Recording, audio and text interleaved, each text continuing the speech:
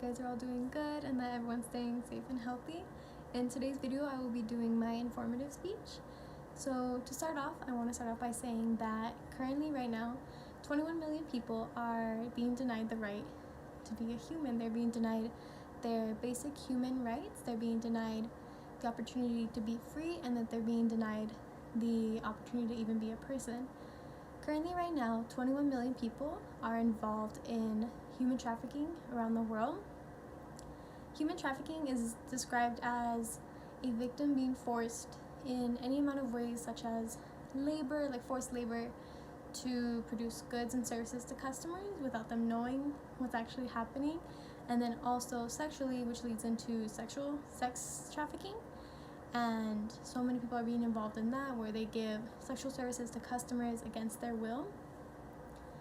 No matter the age or gender, people are being sold into human trafficking or being taken into human trafficking on a daily basis.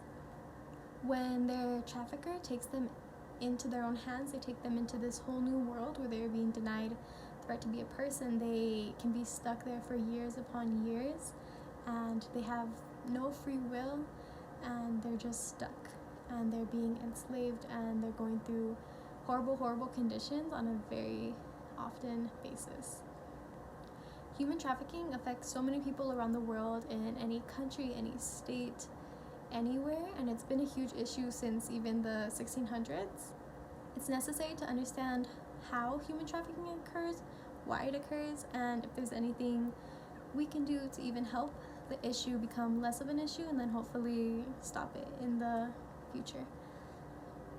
So first of all, it's important to understand how human trafficking affects the United States as a country and how it affects each state by itself. So it's important to know who, how, and why these people are being involved in human trafficking. So it's important to know who is being involved in human trafficking and why are they even being taken into human trafficking in the first place. So the ILO, which is the International Labor Organization, states that on average the victims of human trafficking are 60% men and 40% women. But when it is narrowed down into sex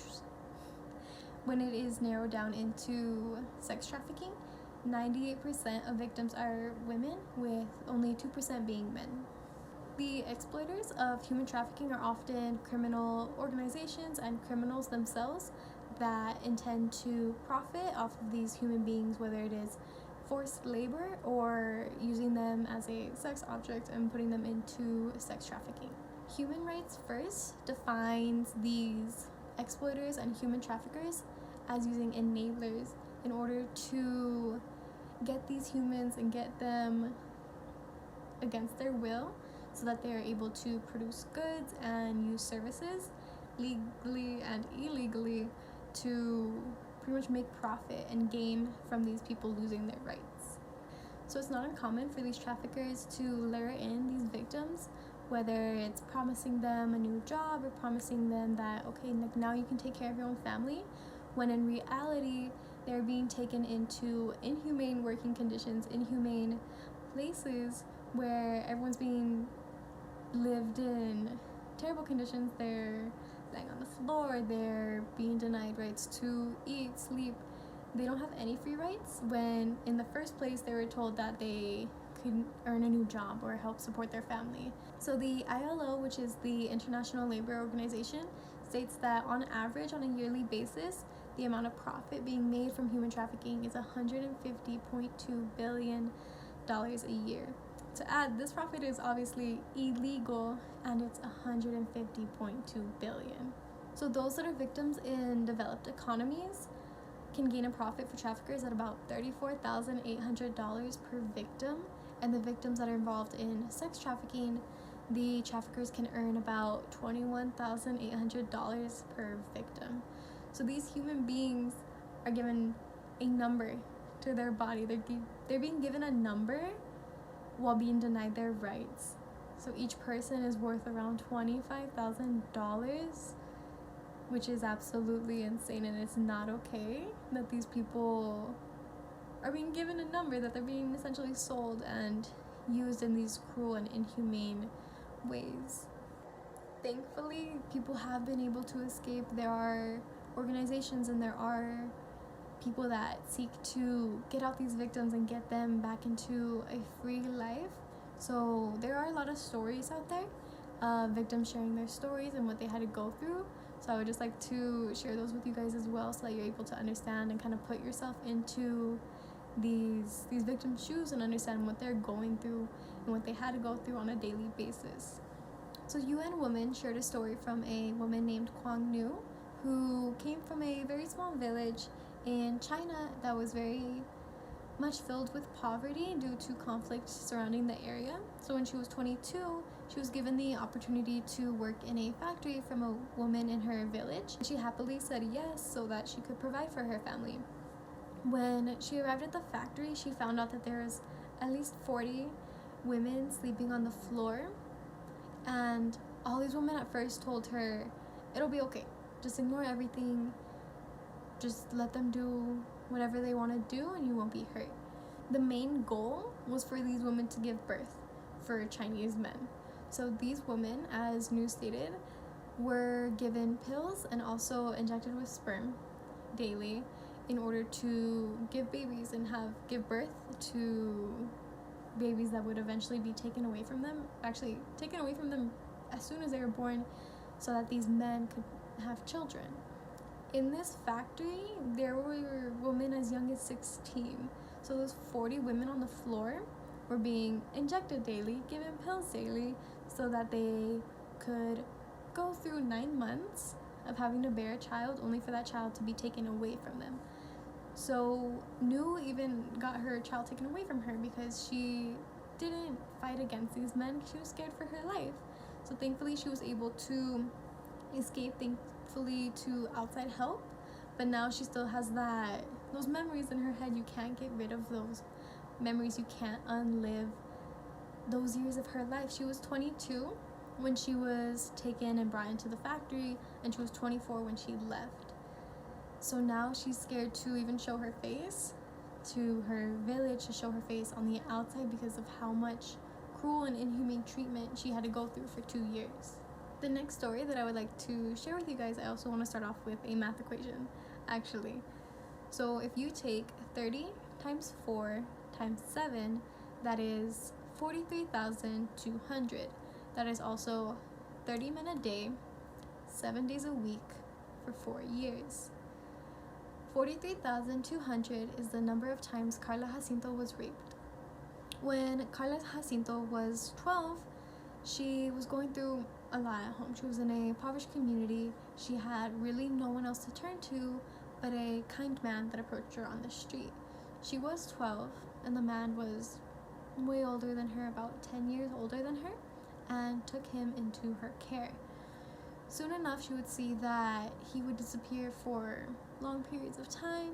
He would have cousins or brothers she didn't know, just random men that would come in with a different girl every single week. Soon enough, when Carla asked, he admitted to her that he was a pimp. As soon as she learned that, he would then take her into his own human trafficking ensemble plan, whatever the man wanted to do. For 4 years, Carla suffered and lived through terrible conditions, being treated by these men terribly every day for 4 years, and it wasn't until a anti-human trafficking organization saved her. She can't unlive 43,200 days. She can't. Neither can Quang Nu. These women are stuck with these memories in their head for the rest of their lives due to people that have taken them, people that had taken their rights away for years, and that is something that they can never get back. By understanding these women's stories, hearing their stories, hearing what they had to go through, and understanding how and why human trafficking occurs, it's now important to understand, how can you help? How can you even stop something that's so huge? As I said earlier, 21 million people are currently involved in human trafficking today. When you get a number that high, it may seem absolutely impossible to stop that, and it is. It is impossible to stop human trafficking tomorrow. But if you take such a huge issue like this and you tackle it day by day, that number can be reduced drastically. Human trafficking is something that we don't think about every day. I'll admit that I haven't thought about human trafficking in a long time. We are all busy with school, we're all busy with work. Something like this is not something that crosses our mind every day, and it's understandable. What isn't understandable is how you can completely ignore the issue and not understand the issue at hand and why it is an issue in the first place. The state government states that some red flags that you may see in people are either that they are living with an employer, they are living in a really cramped space, it seems like they are distant and they don't talk to you as much, or whenever you do talk to them, that it seems that they kind of have like a script that they're just repeating themselves and they can't really say much. Some other red signs that the state government states is that the person themselves may be seen as submissive or fearful. Maybe they do confide in you and they tell you that they're being severely underpaid, or that they are under 18 and you know that they are being involved in prostitution. These signs may not be easy to see. They may be easy to see and you could take them the wrong way, but it is always better to be kind of aware of your surroundings and just to watch out for people, to you yourself, to take care of yourself and see what's going on around you, so that you don't end up involved in the situation, that your loved ones they don't end up being involved in the situation. Another way to help stop human trafficking little by little is to not support these traffickers and not to support the goods that are coming from forced labor. This may seem really obvious because of course none of us want to support something that's coming from forced labor. Of course none of us want people to go through pain, to go through suffering just for us to get our goods or whatever products we're receiving. So the U.S. Department of Labor shares a list that is comprised of these organizations and these companies that have been known to be involved in human trafficking, and these companies have been involved in either child labor or human labor. This list is comprised of 148 goods and certain products that come from 76 countries. 148 goods is 148 too much. It's 148 too many goods. The number should be 0. So once these products start earning no profit, then there's no point, right? So these goods still exist. These goods are still being made. They're still being produced because they are earning a profit. So obviously human trafficking is a huge issue around the world. Countless men and women, countless boys and girls are being taken and enslaved and becoming victims to human trafficking, and it is such a vast amount, 21 million nearly, and it is a huge issue that should be solved. So no matter the age or gender of the victim being taken, these victims are being taken on a daily basis into a horrible human trafficking circle that goes around and around and around for years and years. In conclusion, it is important to remember that human trafficking occurs around the world daily, even though we may not think of it on a daily basis. By remembering the issue at hand, we can all play a part in making a change in a big issue. So I want to thank all of you for watching this video. Those of you who are, I hope you all continue to stay safe and stay healthy, and I hope you have a great day.